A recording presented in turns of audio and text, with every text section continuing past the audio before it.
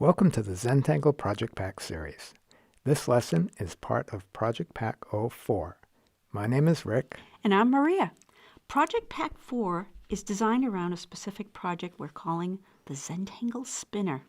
Today is the 7th day in the series, but if you're watching these after they're posted, you can easily do the lessons out of order.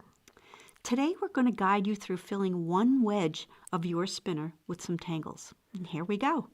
So on this one, I have begun doing a tangle called Printemps, which is French for the season of spring.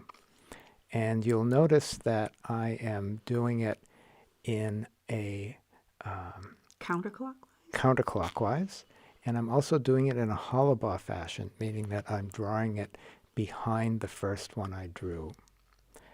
And I'm also doing this technique I learned from Maria, which is, you see, I'm leaving that little gap at around 11 o'clock.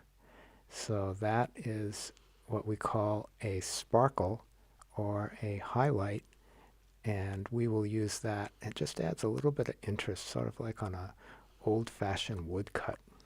I like that because it adds to your meditation and the intensity of your focus. So you can see he comes around 11 o'clock, doop, blip. Almost like, what are those blips on radars? Oh, or like a something radar, yeah. Yeah. But when you see the blips all together, your eye looks at that as a highlight. And you'll notice also that Printemps is essentially aura-ing, and the way we do it is with hollowbar. And I'm just filling in the backgrounds and just adding a little bit of that lovely contrast with that solid color. Drama. I love the drama. Really makes a difference. Cool. Right? That's a cool little printemps. So that's our first section with Printemps, and just fill in that corner. And the next tangle that we're going to do is a tangle we call Rain. You know why? Tell me. Well, we were in the Louvre a long time ago. We went into the Iranian pottery exhibit. Right. And rain is Iran with the letters mixed up, so it comes out to rain. But this particular pattern was all over the exhibit. It seemed to be one of the most popular ones, and it went back, way, way back, right? Yeah, so this was about, I think it was, I'm guessing now, but I think it was about 4000 BC. Yeah.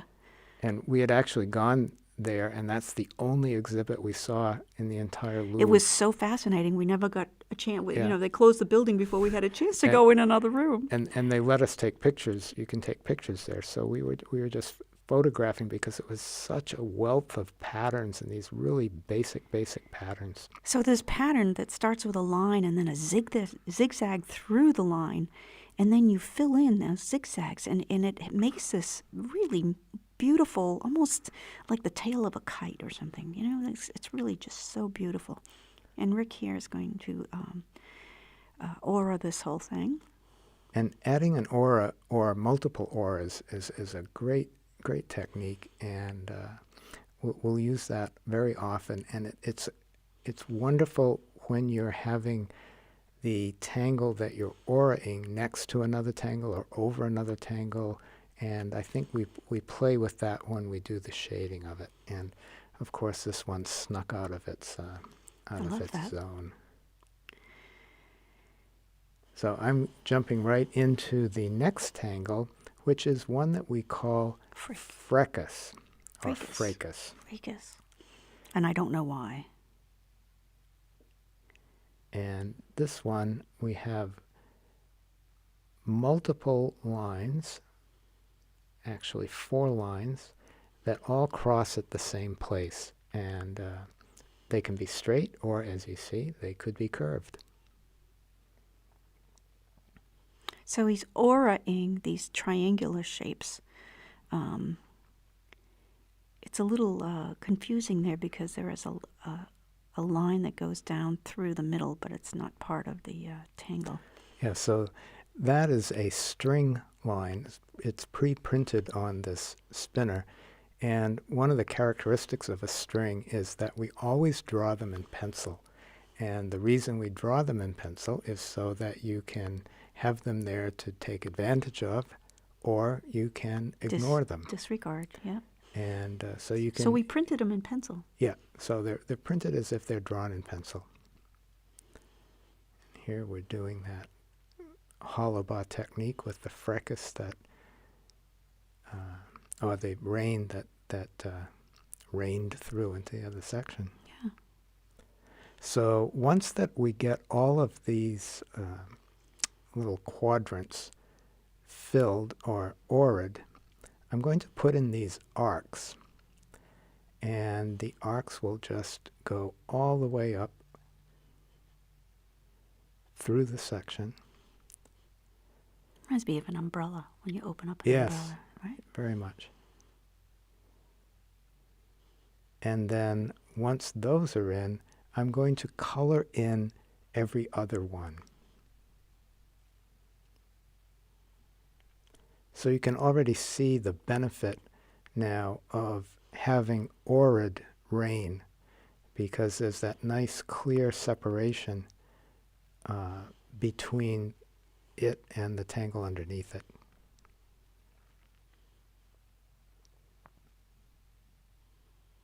We should use this more often. I forget to use this. And it's a really great drama tangle because you've got that nice black and white going on, that striping and a little bit of curved.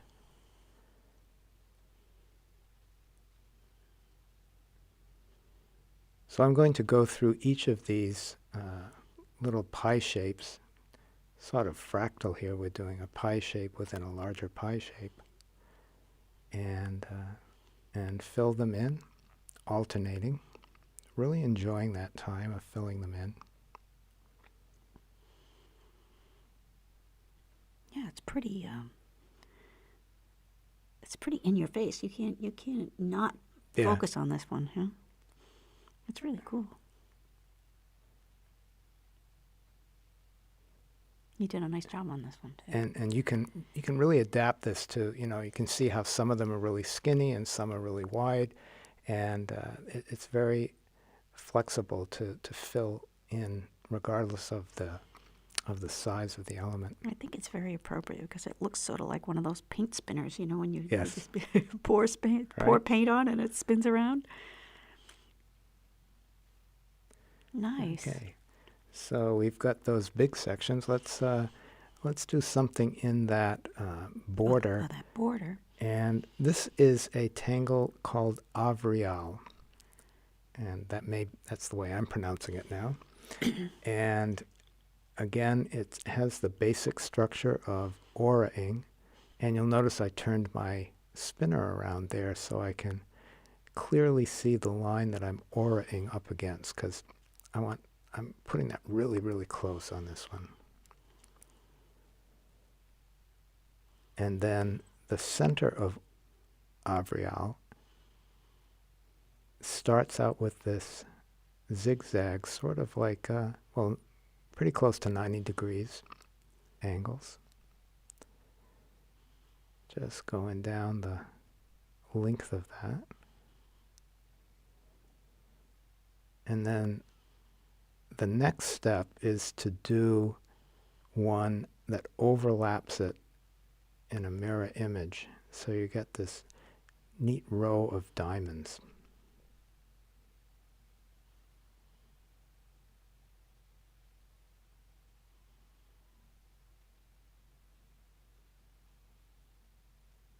Nice.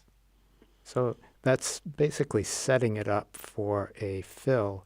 And we're just going to do some alternating or lines, but I'm just going to put it on half of one of the diamonds.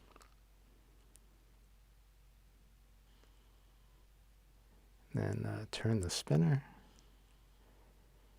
and we'll fill in some other sections. And having those lines that are close together going in opposite directions, it creates a neat effect.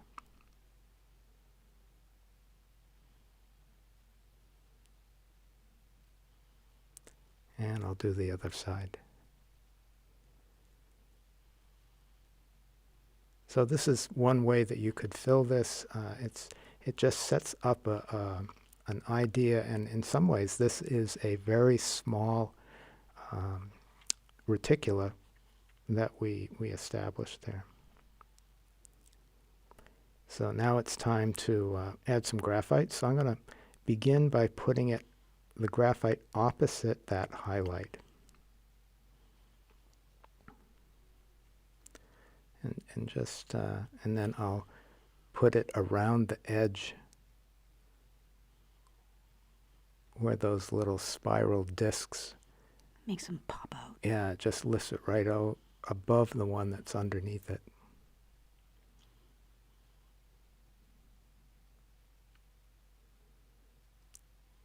So any tangle that you're working with that has a hollow bar event in it is an open invitation for a shading to emphasize that. And with your handy-dandy tortillon, smoothing those out, it just feels good to use the tortillon. I love it. Yeah, and it just, the analogy we're working on now, or I'm working on now, is that it's sort of like putting frosting on the cake, and you put the big chunk of frosting on with the graphite pen, and then, the graphite pencil, and then spread it around with the tortillon. Oh, this is an unexpected thing to do. I wasn't expecting that. So here I'm going right up against the aura line and using the tip of my pencil right up against it, and using that aura as a way to lift it off the background. So you can imagine that how much more effective it is with that gap between the rain and the background. And then how beautifully the tortillon can just pull that away and smooth it. Sometimes really stark things can be very, very strong. Nice. Right? Mm-hmm.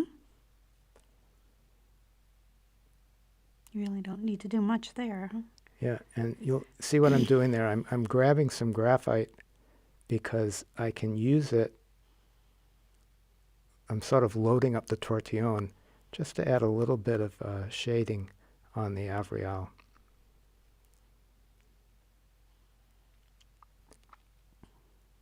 So on Frecus, I'm going to go on each edge, and you'll see how I'm only putting the graphite on the paper, because you don't need to add graphite where the ink is. And then I'm smoothing it in, being careful even on those narrow ones to leave a little bit of ungraphited ones in the middle, so that you've got the contrast. Yeah. You don't have shadow unless you have highlights. And then I'm that's cool. grabbing the white chalk. The white chalk. So if you have one, we didn't include one in this pack, but good chance you may have one, and I just couldn't resist on this because it's such a dramatic little touch.